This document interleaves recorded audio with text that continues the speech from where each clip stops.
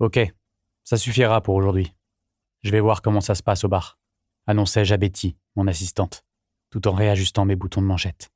Tu vas encore faire des heures supplémentaires ? Me taquina-t-elle. C'était une blague récurrente entre nous. Contrairement à mes frères, je n'étais pas un bourreau de travail. Cependant, je n'avais ouvert le bar que quelques mois auparavant et j'avais pris l'habitude de m'y arrêter en fin de journée. Il faut ce qu'il faut.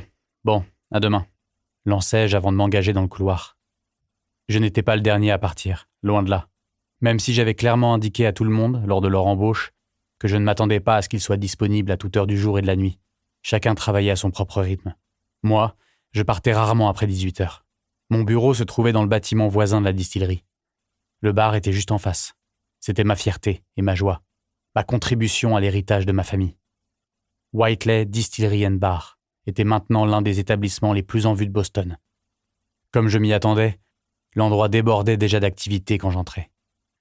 L'happy hour était toujours très animé, et heureusement, 3 barman étaient présents ce soir.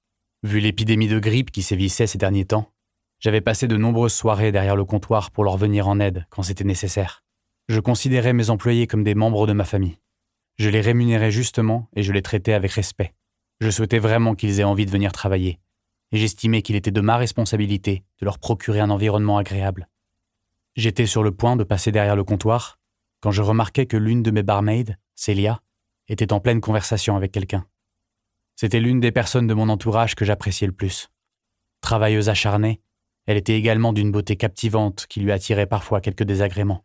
Non pas de mon fait, je ne sortais pas avec mes employés. Cependant, certains clients pouvaient se mettre à la draguer après un verre de trop. Les garçons et moi nous montrions très protecteurs vis-à-vis d'elle, et nous veillions toujours à ce que personne ne l'ennuie. En vérité, Célia n'avait pas besoin de nous. Elle s'en sortait très bien toute seule. En prêtant un peu plus attention à son interlocutrice, je constatais qu'elle ressemblait beaucoup à Célia.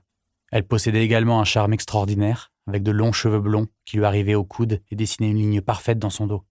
Je continuai vers le bar et vis qu'elle mangeait un hamburger. Nous avions récemment lancé un menu de restauration rapide, et c'était un franc succès.